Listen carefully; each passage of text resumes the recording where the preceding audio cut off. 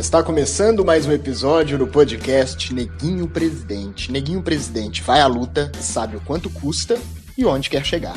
Aqui quem fala é Ângelo Dias. Chegamos ao nosso 12º episódio e a nossa convidada é Bruna Santiago, mestranda em História pela Universidade Federal de Sergipe. Bruna Santiago conversou conosco numa tarde de quarentena, mas num papo pra lá de agradável e inspirador. Vamos lá então?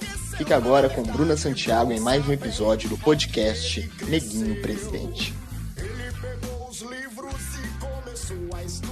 Muito obrigado, Bruna Santiago, por atender o nosso convite, conversar com a gente aqui do podcast Neguinho Presidente. Uma ótima tarde. Boa tarde. Um prazer pelo convite. Bruna, no início, conta um pouco pra gente da sua trajetória. Você é de Campina Grande, né? Campina Grande e no momento está em Aracaju. Fala um pouco sobre a sua formação, né? Sua história de vida mesmo, assim, pra gente.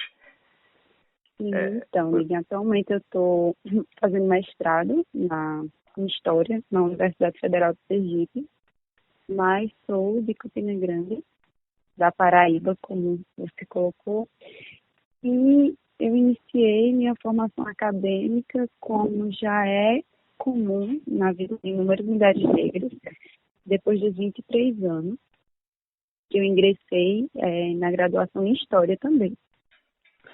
Durante esse período, que antecede a formação acadêmica, eu vivi mais no mundo do trabalho, ensino médio.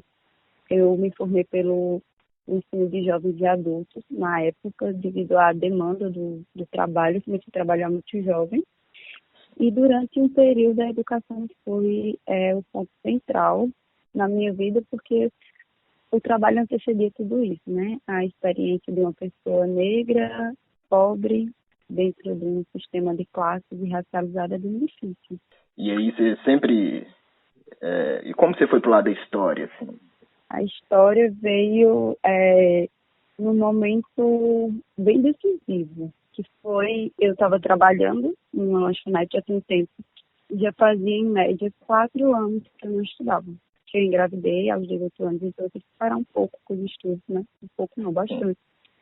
E eu decidi fazer História e tentar a graduação em História já em 2015. E aí, justamente para tentar compreender algumas coisas que já me incomodavam um pouco e eu achava que eu podia encontrar respostas na história. Foi bem idealizada essa minha inserção na graduação em História. E aí, essas respostas você encontrou? E quais eram esses questionamentos que você tinha? Assim? Eu não encontrei bem durante a graduação, se a gente for pensar na estrutura das disciplinas que eu vi. Mas eu acho que os meus maiores questionamentos eram sobre tantas desigualdades, Então, eu diferenciava. Por que tantas dificuldades? Porque é um sistema de tanta exclusão. Achei ao meu redor, as pessoas que me rodearam na infância, o porquê de tanta coisa acontecer e que era algo como dado, A gente não problematizava aquelas coisas que a gente vivenciava. O interessante é que eu comecei a encontrar essas respostas não dentro da grade curricular de História, que logo no início eu estava envolta na Grécia. A gente estuda muito uma base europeia, mas sim com o meu contato com a teoria feminista, a partir de Angela Davis, que foi indicação de um colega, que são presentes, na realidade, no livro de Angela Davis, e aí eu comecei a ter uma compreensão melhor daquilo que eu procurava entender. E não foi dentro da universidade, assim, dentro do curso, como eu imaginava que seria. Foi fora da grade, né? Isso, bem fora da grade, bem à margem, A gente pode dizer. Sim, aí você começou a participar de alguns grupos, como é que foi isso? Grupo de estudo? Não, a graduação foi um processo muito solitário. Não participei de grupos de estudos na universidade, nem de coletivos, justamente por achar que era um não lugar. Alguns coletivos feministas não compreendiam a minha vivência de mãe, periférica, preta, grupos de estudos eram em horários que eu jamais poderia participar por causa da minha carga de trabalho. Eu trabalhei como garçonete a graduação inteira. Sim. E só no final da graduação no último ano da graduação, eu conheci um coletivo, que foi o Coletivo Cafuné, que era um coletivo de mulheres negras em Campina Grande, e que tinha a ideia base de apoio emocional, uma rede de apoio entre mulheres negras, e um grupo de estudos que eu fundei justamente para pensar a intelectualidade negra. E aí foi uma iniciativa muito própria, depois de ver a necessidade de ver que não tinha um debate na universidade que eu estudava sobre intelectuais negros. Qual é o nome desse grupo de estudo que você fundou? Sim, é o GELEN, que é Grupo de Estudos Literários em Escrituras Negras. Já está fazendo um ano de funcionamento agora. Legal. É você e mais quem nesse grupo? Esse grupo, ele hoje em dia, ativo, a gente tem em média 12 pessoas. Só que é um grupo com os encontros abertos, então sempre tem pessoas novas que vão acompanhar os debates. Os encontros são sempre em espaços públicos, parques, bares, na casa de alguns dos membros. Então, assim, a gente sempre deixa aberto para quem quiser aparecer. Então, é uma coisa bem flexível. E durante a graduação você tinha muitos colegas? Eu sempre faço essa pergunta, né, com os entrevistados, sobre a presença dos estudantes negros, né, pretos, assim, na graduação. É muito delicado falar de amizade em período estudantil, né, para uma pessoa negra, porque a gente passa um processo de isolamento e também um processo de esforço para se inserir em grupos que muitas vezes não nos cabem. Então, eu acho assim, eu conquistei boas amizades no período da graduação, agora, principalmente no finalzinho, e tive alguns apoios, mas a sensação de um lugar, de um pertencimento, seja por questões de raça ou de classe, foi muito presente. Então, assim, muitas coisas eu não participava, grupos eu não participava, festas, enfim, como eu estou presente, é meio que aquela dispersão que a gente tenta se esforçar, mas não nos cabe. Qual foi o seu tema do trabalho de conclusão de curso? Eu trabalhei o pensamento de Angela Davis, pensando a contribuição dela para a historiografia, né? Como ela vem trazer um novo olhar historiográfico. Ela, não sendo historiadora, ela faz um trabalho, ela faz o ofício do historiador, de fato.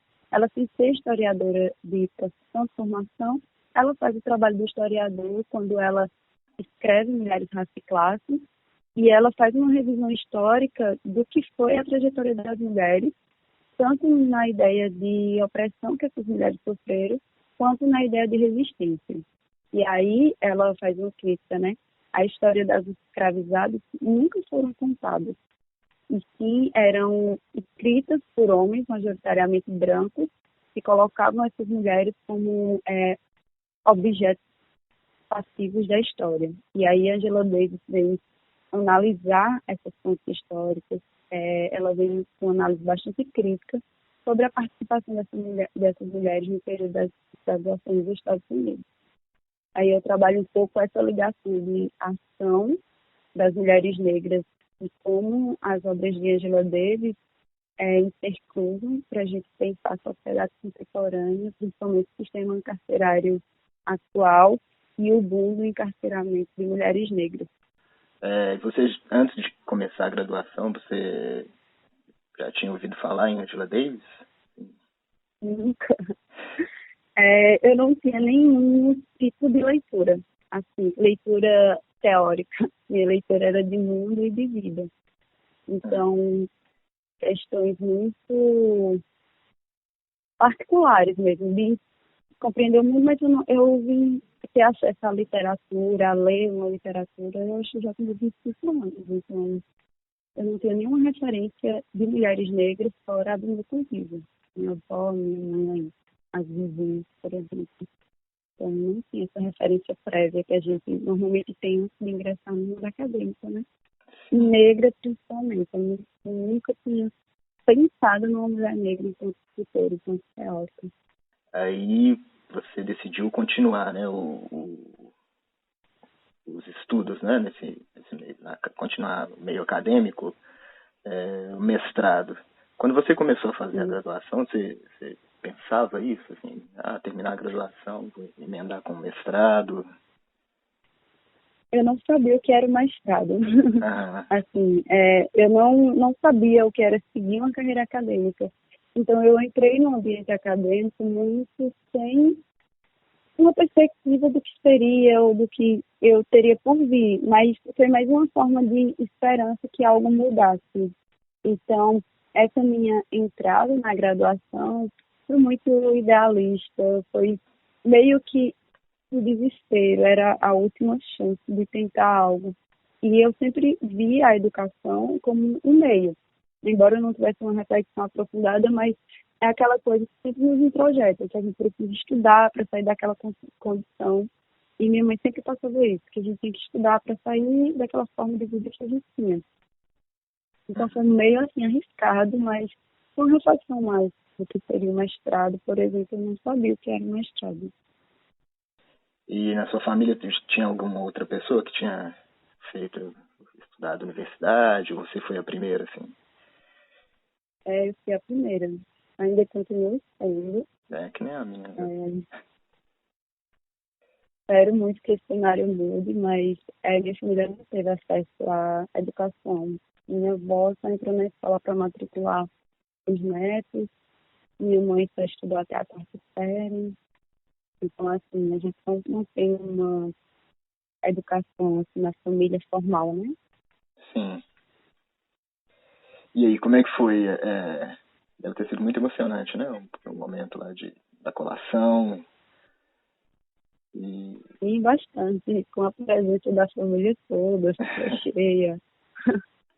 Primeira vez que os familiares pisavam na universidade foi bem tocante. Em relação a Angela Davis, como você vê assim a história dela, né, as pesquisas, o trabalho dela, assim, relacionando assim com o Brasil, assim, né, o contexto lá dos Estados Unidos com o contexto atual, assim, você acha que é muito parecido? Eu acho que sim. A trajetória de Angela Davis é muito inspiradora e também significante para a gente pensar como algumas formas de opressão das mulheres negras são continuadas, né? E eu acho que isso é uma grande chave no pensamento dela, que é a ideia que a liberdade é uma luta constante, que a gente ainda está nesse movimento para conseguir alcançar essa liberdade, porque as formas de opressão coloniais se modernizam. E quando a gente vai pensar a trajetória de vida da Angela Davis, eu penso muito no que a Conceição Evaristo fala da sobrevivência.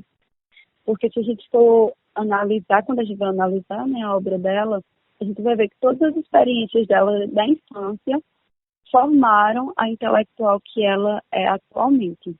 Como viver numa sociedade segregada, como indígena, foi fundamental para ela entender as dinâmicas de raça e de classe, tendo em vista que ela viveu no período da segregação nos Estados Unidos, e que fez ela perceber que existia uma disparidade de raça, formas diferentes de vida, até uma ideia do que era o ser humano, né?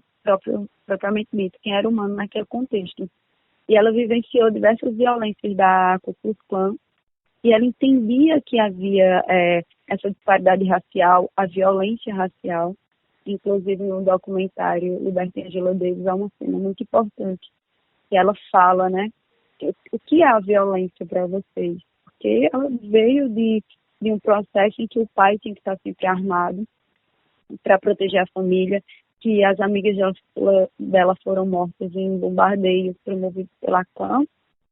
E o grande ponto é que Angela Davis, dentro desses conflitos raciais, ela também percebe as diferenças de classe, porque ela vai estar inserida dentro dessa segregação, mas ela fala isso, né, que mesmo assim ela tinha 4 refeições ao dia, coisa que famílias negras da escola dela não tinham. Então ela ainda bem jovem, ela consegue perceber a dinâmica da raça e dentro dessa dinâmica que ela vive, ela consegue perceber a dinâmica da classe. E isso é fundamental para o que ela vai constituir posteriormente em relação a mulheres, raça e classe. Como a gente não consegue pensar a condição da mulher negra numa sociedade racista e sexista sem pensar essas três categorias de forma interseccional. No mestrado, a sua pesquisa continua em Angela Davis? Ou qual que é a temática, assim? Não, agora no mestrado eu estou trabalhando a literatura de cordel, de uma cordelista cearense, que é a Jarida Reis, que é Heroínas Negras Brasileiras.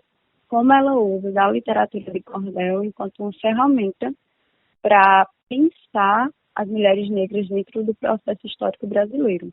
Então aí ela vai trazer mulheres como Laudelina Cândido, como Carolina Maria de Jesus, Dandara, Aquatine, como essas presenças foram fundamentais na Constituição do Brasil e como elas são apagadas da historiografia oficial, né, como a gente vai chamar, como elas são vistas a revelia da história. E sobre a temática, né, do podcast, que a gente fala sobre negros e negras, né, pretos e pretas nos espaços de poder, nos espaços de tomada de decisão, assim, qual é a realidade, né, que você teve até hoje, assim, encontrou muitos negros nesses espaços, né, creio que qual que é a realidade aí, né, do Nordeste, assim, é muito diferente? Será que é muito diferente aqui do Sudeste, aqui do Sul? Eu acho que quando a gente pensa negros em espaços de poder, eu acho que meio se baliza algumas realidades no Brasil, independente até das regiões. Porque, por exemplo, eu venho de uma cidade no interior da Paraíba e que espaços de poderes são totalmente ocupados por pessoas brancas. Quando a gente vai ver a Câmara de Vereadores, quando a gente vai ver os professores universitários, e até quando a gente vai ver trabalhadores, quando em espaços como um shopping, por exemplo. Então, é notório como esses espaços são predominantemente brancos, até em funções trabalhistas assalariadas, quando a gente vai pensar assim como uma frente de loja. Então, aqui a gente é muito marcado por essa realidade, ainda de brancos estarem em espaços, como a gente fala, representativos, seja eles enquanto um político ou enquanto um vendedor em uma determinada boutique. Então, esses locais representativos ainda é um padrão muito embranquecido. Sim. E atualmente, você acha que isso está mudando, assim, nos dias atuais? Você acha que a gente está rompendo com isso? É notório que está tendo mudanças muito significativas. Eu acredito que a gente está vivendo atualmente um processo muito novo no Brasil. E eu acho que por isso que há tantas reações, que são de fato pessoas negras empoderando suas comunidades e lutando para estar nesses espaços de poder. Não que antes não tenha existido, porque, por exemplo, a gente tem uma luta, por exemplo, do Movimento Negro Unificado, que já vinha pautando isso há muito tempo. Uma luta que sempre procurou entrar nos espaços de poder. Então, é importante compreender que, historicamente, esses movimentos entenderam que estar dentro dos partidos, que estar em posições políticas, é um caminho para a gente poder modificar a estrutura política. É importante lembrar que pessoas como Abdias Nascimento, Lélia Gonzalez, foram um dos grandes nomes do movimento negro unificado que estavam dentro dos partidos. Inclusive, fizeram críticas ferrenhas aos partidos que tinham um viés de classe, mas que não pensava raça. É importante frisar, por exemplo, o PT. A Carta de dissociação de Lélia do Partido dos Trabalhadores frisa isso. E ela fala do respeito que ela tem a Lula, ela fala da experiência no partido, mas que está no processo que se tem que pensar também a raça. Então, ela sai nesse período e vai para o PDT, que Abdias Nascimento já estava no PDT à época, né? Então, pensar como, historicamente, esses negros vêm batalhando por esses espaços dentro da política, que não é uma coisa nova. O que eu pontuo aqui é que agora a gente está tendo mais visibilidade com o advento da internet, por exemplo. A gente tem diversos nomes como a Érica Malunguinho, que está aí à frente, como a própria Marielle Franco, que isso traz outras formas de tentar apagar, eliminar, como foi o caso da Marielle. Mas que se tem uma resistência muito grande agora por disputas, né? Ainda um número muito pequeno, tendo em vista que mulheres negras são maioria no Brasil, mas que a gente está nesse processo de luta. E como você vê negros que estão em espaços de poder como Sérgio Nascimento, atual presidente da Fundação Palmares, e Fernando Holliday, vereador de São Paulo, posicionamentos que divergem de grande parte do movimento negro e dos negros em movimento? Eu não gosto de responder essa pergunta, né? O que é que você acha de outro negro, como Holiday ou como o próprio Sérgio Nascimento? Porque raramente você vê pessoas brancas respondendo esse questionamento e sempre nos colocam nessa via. Mas uma coisa que eu acho importante pontuar, principalmente em relação ao Sérgio Nascimento, é que é a primeira vez na história da Fundação Palmares que a gente tem um diretor que não acredita em racismo. Então, esse é o ponto mais grave disso tudo. Esse eu acho que é a pergunta essencial para a gente poder pensar o quão grave é para nós, população negra, ter a Fundação Palmares ser dirigida por uma pessoa que não acredita em racismo. Então, isso é num contexto de negacionismo que a gente está vivendo, um contexto obscurantista de negação da ciência, de negação de fatos, onde opiniões estão superando teorias, estudos, fatos concretos. Então, eu acho que isso é a grande problemática do perigo que isso representa, sabe? Eu acho que toda história que a gente tem de luta para desmascarar a ideia de democracia racial que custa tão caro a gente até hoje, né, nós brasileiros, e chega ao poder uma representação dessa. E a Fundação Palmares, ela tem um poder simbólico bastante forte. Então, eu acho que, assim, essas pessoas que chegam no poder com esse discurso negacionista do racismo é um grande enfrentamento que a gente tem que ter para contrapor essas ideias. E no sentido que, dentro desse governo atual, eu acho bem complicado, porque os negros que ascenderem dentro da lógica do presidente, eles vão ascender com esse discurso. E aí a gente volta para o ponto das próprias divergências que se tem, né, internamente, e quebrar essa ideia de heterogeneidade, como se nós negros fôssemos sempre ter um pensamento de mudança, um pensamento antirracista, um pensamento...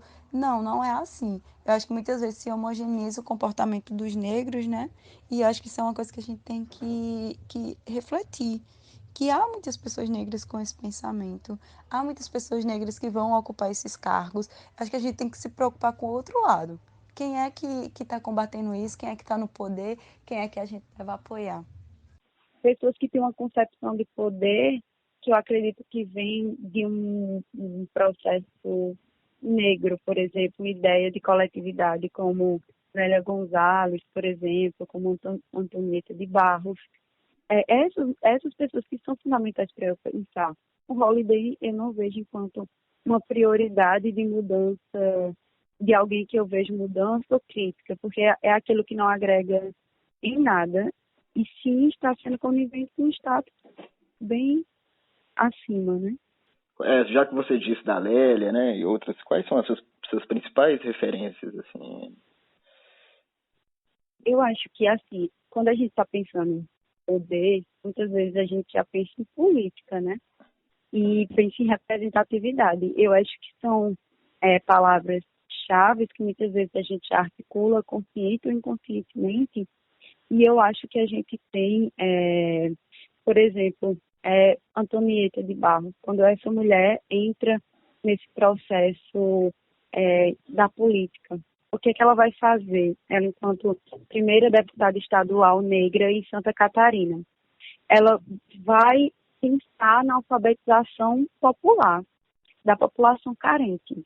Então, por exemplo, quando eu vejo uma ação da Antonieta e penso, por exemplo, na Lélia, ela não conseguiu se eleger, e aí a gente pode conversar dos estereótipos que faz mulheres negras não serem eleitas, mas ela não consegue se eleger, só que ela está presente na fundação do Movimento Negro Unificado, ela está na fundação do Instituto de Pesquisa das Culturas Negras, que tem uma relevância enorme para uma renovação epistemológica no Brasil.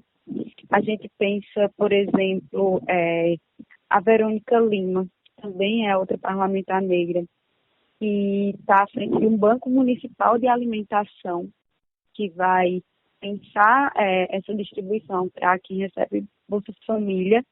E, recentemente, por exemplo, a Érica Malonguinho, que está com um trabalho belíssimo, que é uma parlamentar de destaque. Agora, nesse processo de pandemia do coronavírus, ela está pensando as questões do encarceramento, como é que esses presos, que são majoritariamente negros, estão nesse processo de pandemia. Eu acredito que hoje ela fez um post sobre um mutirão de marmita. Então, assim, eu gosto muito de pensar o que essas mulheres negras, dentro de uma posição de poder, estão fazendo e como elas sempre pensam em ações práticas para o cotidiano. Então, a gente tem uma ideia muito de política a longo prazo, que em algum momento vão vir mudanças, em algum momento vai vir a revolução. Só que essas mulheres negras, elas buscam mudanças estruturais significativas, revolucionárias, mas elas pensam na condição desses negros que estão agora, hoje, que estão com fome, que estão precisando ser alfabetizados. Então, eu acho que isso é a ideia da ressignificação do poder. Não esse poder romantizado, esse poder que quer igualdade com homens brancos que oprimem, que quer estar naquele poder para oprimir também, como aí a gente tem muito caso dentro do feminismo branco, mas sim como mulheres negras que chegam ao poder têm uma ideia de mudança paulatina, de mudança coletiva, que é fundamental para a gente pensar novas formas de organizações políticas. Falando dos dias atuais, né, você citou a Érica, a gente está em 2020, né, no meio de uma pandemia aí, hoje dia 19 de março, né, e é ano de eleição também, né? Como que é? Você sempre morou lá em Campina Grande? Primeira vez que você está em outro estado? Isso. Em outra cidade? Ou está ali a primeira vez? E a representatividade de mulheres negras lá na Câmara é pouquíssima. Nas eleições anteriores para vereador, a gente teve uma mulher negra, que é a Jo Oliveira, uma pessoa extremamente comprometida com a luta, que não se elegeu. Mas eu acredito que foi a primeira vez que eu vi uma campanha de uma mulher negra com o apoio de mulheres e homens negros na minha cidade. Isso aí fala muito de um cenário que é nacional. Sim. Porque se a gente for pensar as políticas de cotas para mulheres na política, a quem beneficia, de fato? Que recorte racial se tem um benefício com as políticas de cota na política contemporânea, né? Uhum. E a gente vai ver que não são as mulheres negras. Como eu estudo pensamento estadunidense, então muitas vezes eu fico fazendo esse movimento de ver processos que ocorreram lá, processos que ocorreram no Brasil. E recentemente eu estava lendo um livro sobre teoria feminista negra, e a autora, que é a Bell Hooks, vai falar como as cotas nas universidades para mulheres, que teve nos Estados Unidos, beneficiou mulheres brancas. E o que ocorre? Há um movimento que as mulheres brancas estão lutando por direito à educação, direito ao trabalho, e elas não refletem como essa inserção dessas mulheres brancas no mercado através das cotas que essas universidades estavam tendo, as empresas foram obrigadas a implementar, acabaram prejudicando ainda mais a vida da população negra. Porque, por exemplo, homens negros qualificados que estavam ocupando postos em empresas, porque era obrigado, por causa das leis de cotas, acabaram tendo perderam seus cargos para mulheres brancas, porque o sistema de supremacia branca admite de bom grado as cotas para as mulheres, porque eles puderam abrir mão dos trabalhadores negros e contratar mulheres brancas, fortalecendo o sistema de supremacia branca. Então, a não reflexão desse movimento de mulheres sobre a questão de raça é muito forte. E aí a gente pensa no Brasil. Como surge essa política de 30% de mulheres enquanto candidatas em partidos? Porque são dois processos, enquanto ser candidata e enquanto ser eleita, né? Passa por diversas violências. E aí, quando a gente vai pensar, esses 30% que foi aprovado, foi uma proposta do Partido dos Trabalhadores e foi aprovado, mas que as mulheres estão se beneficiando se a gente tem um número ínfimo de mulheres no Congresso, mulheres negras? Sendo que as mulheres negras são 27% da população brasileira, em média, se a gente for pensar o IBGE 2016, em que até então só tinha 2% de mulheres negras em cargos políticos. Então, quais foram essas mulheres que se beneficiaram com essa política de cotas que não pensou gênero, que pensou gênero, aliás, e não pensou raça? Então, quando a gente vai ver essas clivagens de raça e gênero e classe, a gente vai ver que a necessidade e que é uma representação legítima e de direito ter mulheres negras disputando esses cargos políticos, porque a gente vai ver que as políticas públicas, a forma que os partidos se estruturam, eles tendem a não priorizar a candidatura dessas mulheres. Acabam utilizando, né, dessas candidaturas para cumprir, né, a regra, né, a nova lei, né, de 30%. E até mesmo, né, dentro dos partidos mais progressistas, né, se a gente for olhar isso, né. Isso, porque a gente está falando de um contexto em que, porque a gente tem o índice do IBGE de pretas e pardas, que teve no Brasil 14%, isso eu estou falando das eleições de 2016, de candidatas que alternava preto ou pardo. Mas quando a gente desce esse índice para candidatas pretas, cai para 2,64%. E quando a gente vai pensar prefeitas, a questão é mais grave ainda, porque a gente tem 0,13% de pretos pardos e 0,01% de candidatas a prefeituras negras num país como o Brasil. Então, a gente vê que os partidos, até os mais progressistas, tendem a não apoiar as candidaturas por não ver potencial de ganho. E essa ideia de potencial de ganho é onde a gente entra na questão dos estereótipos, né, que são extremamente fortes quando a gente está pensando em mulher negra. Uhum. E em Campina Grande, você acha que está próximo de ter uma prefeita negra? Não, bem distante. Campina Grande foi uma das cidades que mais teve votação para o Bolsonaro. Mas você tira. Aqui em Belo Horizonte, a gente não tem nenhuma mulher negra na Câmara atualmente, né? Tinha a Áurea Carolina, e nem homem também, preto também não, negro também não. Não tem nenhum vereador negro atualmente em Belo Horizonte. E a cidade aqui planejada, né? E tiveram os negros da cidade foram expulsos, que já moravam no Arraial aqui. E aí a gente está estudando, né? Para o espetáculo, porque esse podcast, né, fala sobre negros e negras na política e também faz parte de um espetáculo teatral. E a primeira parte vai falar sobre a eleição desse ano, né? Sobre o prefeito, neguinho prefeito, neguinha prefeita. E aí aqui a gente vê que surgiu agora um pré-candidato da Unidade Popular pelo Socialismo. É um partido novo que surgiu. Não é muito diferente, então, de Campina Grande.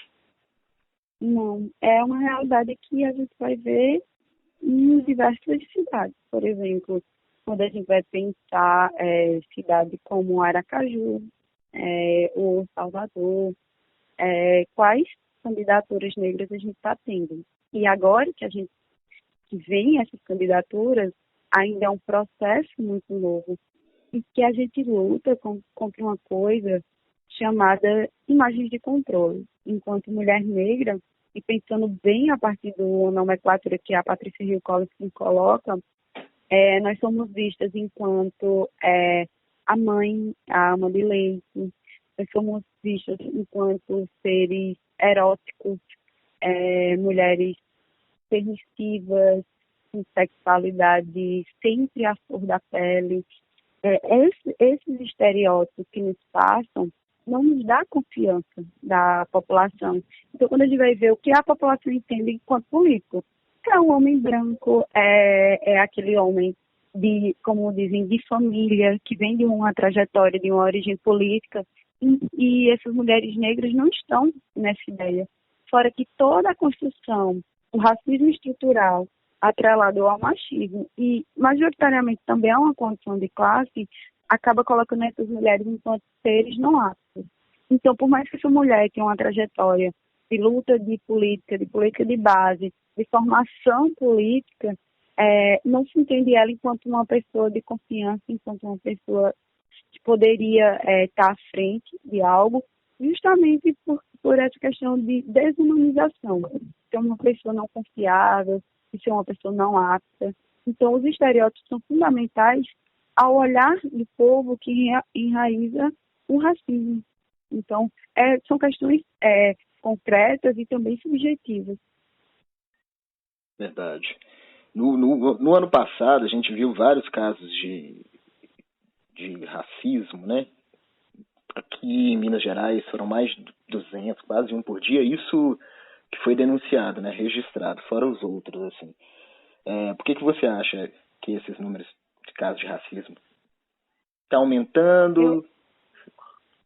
Eu acho que a gente está vivendo dois momentos interessantes. Um é a denúncia pública do racismo, que antes a gente não tinha, até por causa das concepções do que é o racismo.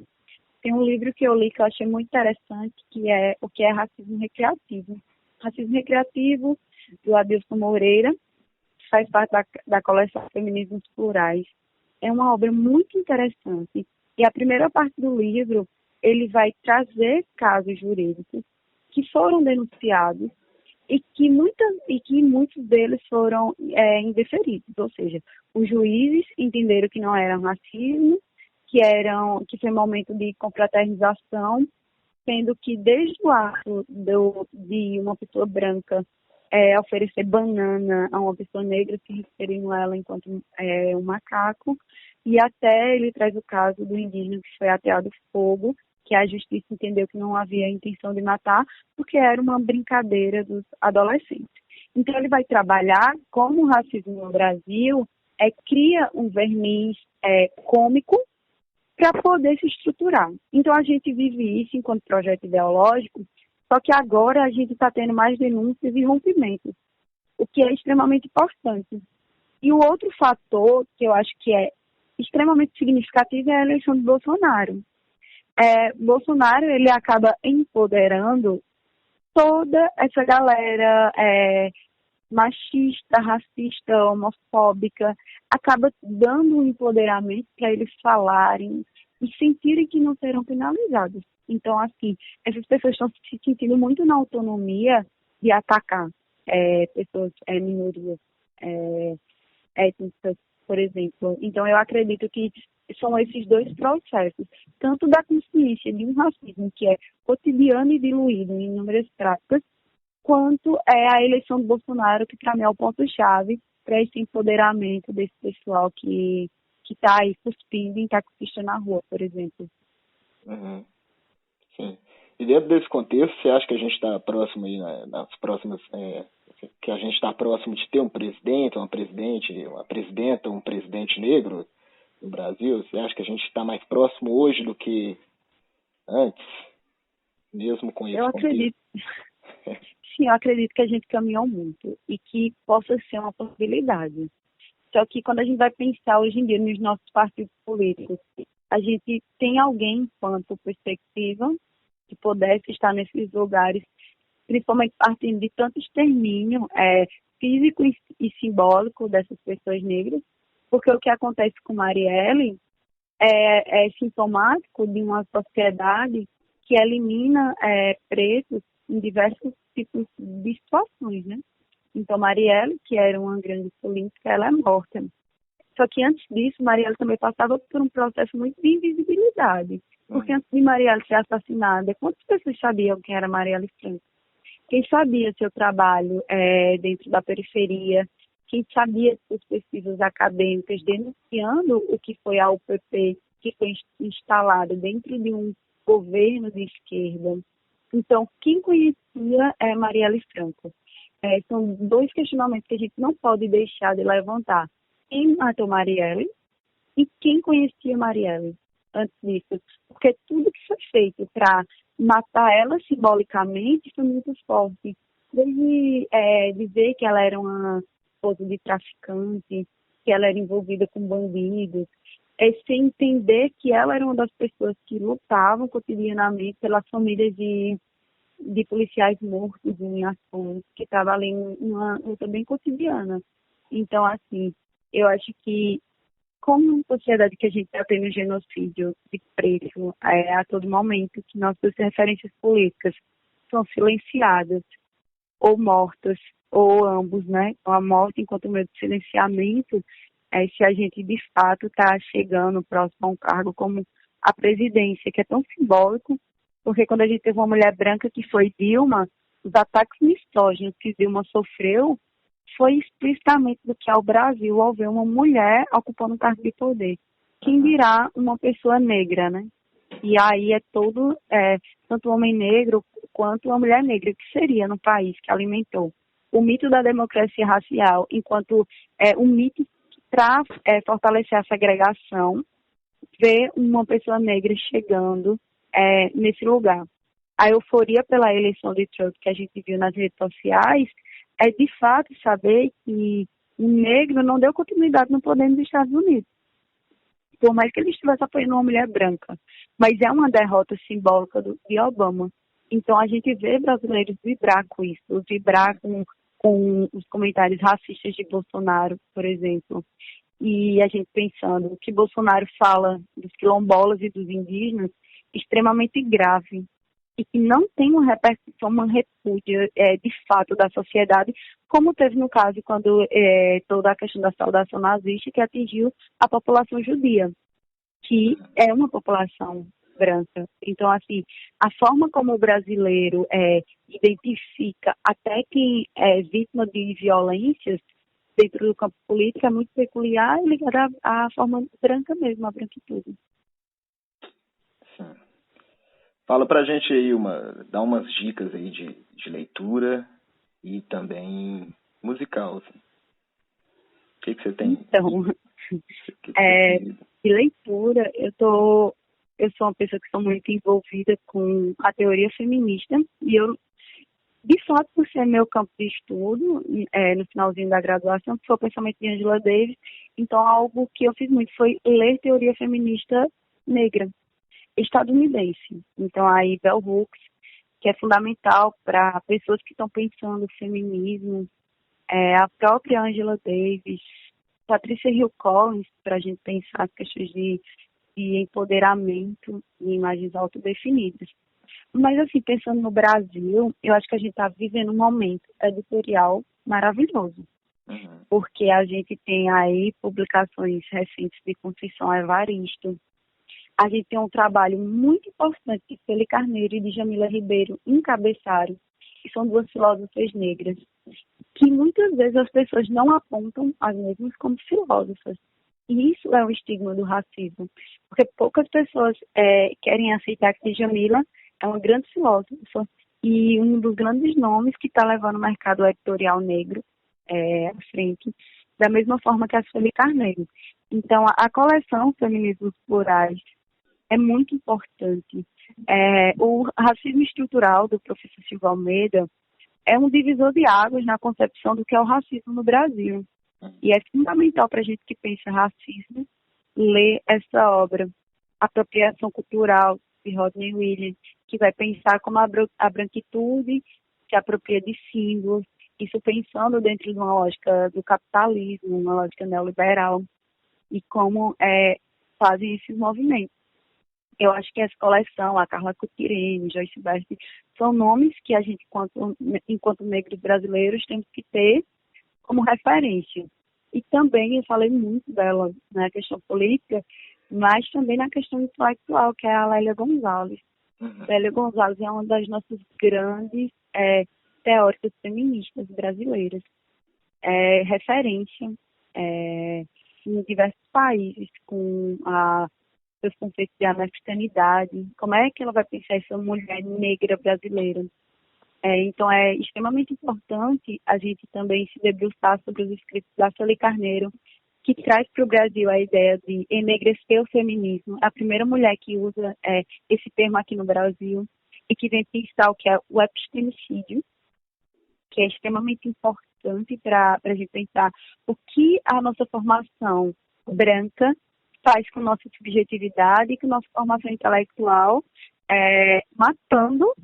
E aí eu vou arrematar e finalizar esse tópico de indicação com Abdias Nascimento, que é como esse genocídio negro, ele também é epistêmico. Então, como a gente está em constante processo de genocídio, de eliminação mesmo. Então, acho que essas referências são muito importantes para a gente. No campo musical, eu sou uma pessoa que não escuta muito música, mas que tento estar um pouco antenada com os álbuns, as coisas que estão surgindo.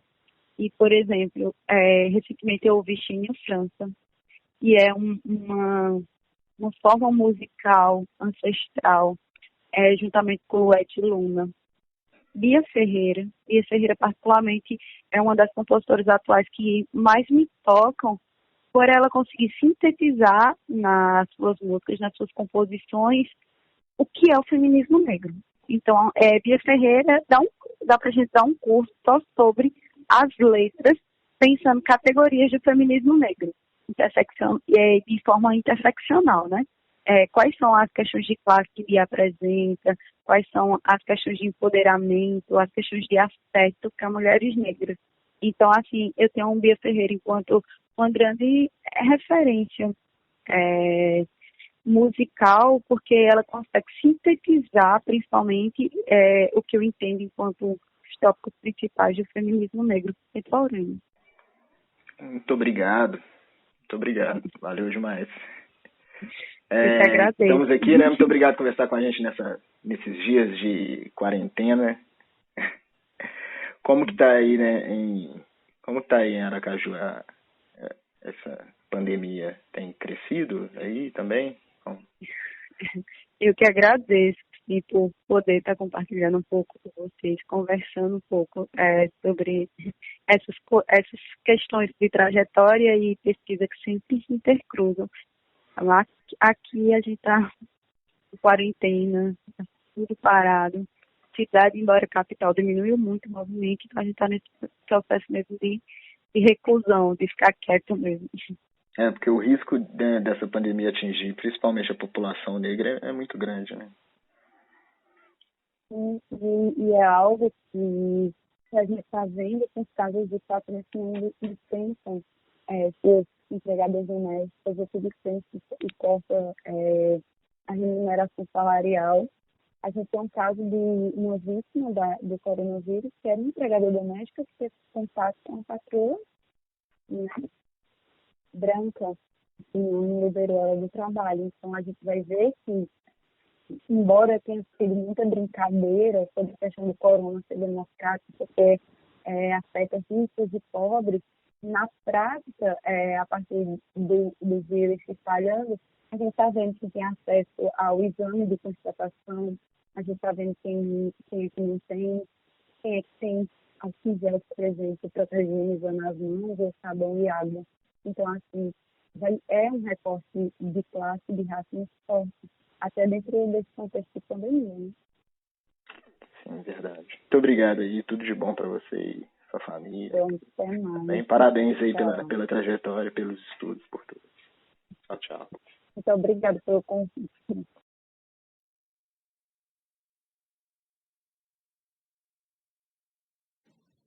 Finalizamos então mais esse episódio do podcast Neguinho Presidente com a música Cota Não É Esmola, de Bia Ferreira, uma das dicas aí de Bruna Santiago.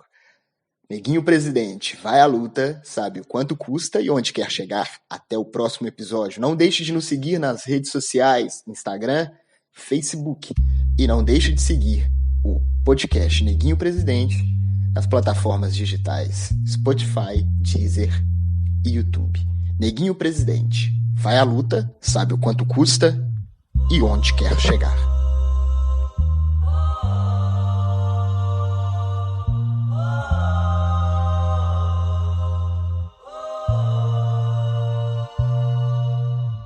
Existe muita coisa que não te disseram na escola. Cota não é esmola. Experimenta nascer preto na favela pra você ver. O que rola com preto e pobre não aparece na TV. Opressão, humilhação, preconceito. A gente sabe como termina quando começa desse jeito. Desde pequena fazendo corre pra ajudar os pais. Cuida de criança, limpa a casa, outras coisas mais. Deu meio-dia, toma banho, vai pra escola a pé. Não tem dinheiro pro busão.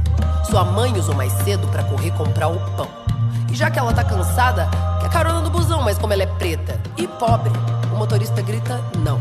E essa é só a primeira porta que se fecha. Não tem busão, já tá cansada, mas se apressa. Chega na escola, outro portão se fecha. Você demorou, não vai entrar na aula de história. Espera, senta aí, já dá 1 hora. Espera mais um pouco e entra na segunda aula e vê se não se atrasa de novo. A diretora fala. Chega na sala, agora o sono vai batendo e ela não vai dormir. Devagarinho vai aprendendo que se a passagem é 3,80 e você tem 3 na mão, ela interrompe a professora e diz, então não vai ter pão. E os amigos que riem dela todo dia, riem mais e a humilham mais, o que você faria? Ela cansou da humilhação e não quer mais escola. E no Natal, ela chorou porque não ganhou uma bola. O tempo foi passando, ela foi crescendo. Agora lá na rua ela é a preta do sovaco fedorento que alisa o cabelo pra se sentir aceita. Mas não adianta nada, todo mundo a rejeita. Agora ela cresceu, quer muito estudar. Termina a escola, apostila, ainda tem vestibular e a boca seca. Seca, nenhum cuspe. Vai pagar a faculdade, porque preto e pobre não vai pra USP. Foi o que disse a professora que ensinava lá na escola, que todos são iguais e que cota é esmola. Cansada de esmolas e sem o din da faculdade, ela ainda acorda cedo e limpa 3 apartamentos no centro da cidade. Experimenta nascer preto, pobre na comunidade. Você vai ver como são diferentes as oportunidades.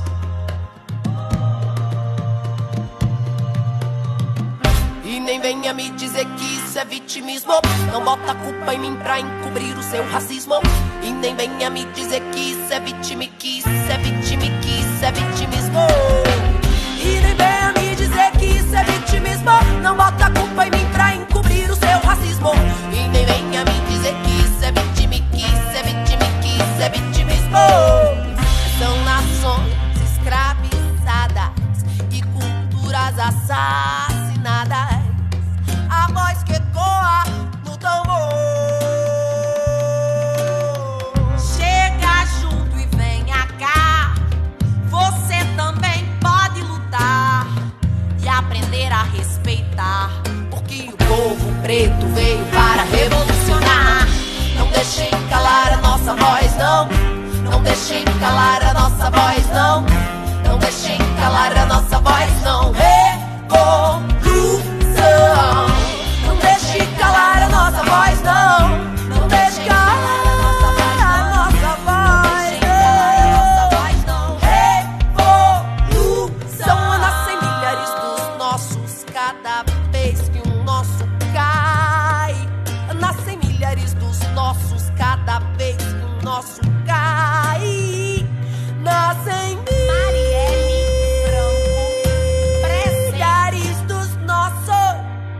Nascem milhares dos nossos cada vez que o nosso cai. É peito aberto, espadachim do gueto, liga, samurai. É peito aberto, espadachim do gueto, liga. Peito aberto, espadachim do gueto, liga. Peito aberto, espadachim do gueto, liga. Peito aberto, espadachim do gueto, liga, samurai. Peito aberto, espadachim do gueto, liga. Peito aberto, espadachim do gueto, liga. Peito aberto, espadachim.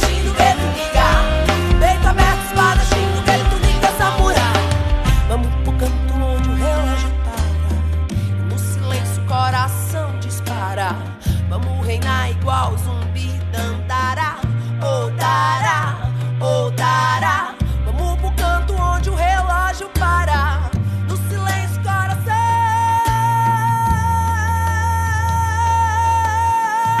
Dispara, ou dará, ou dará.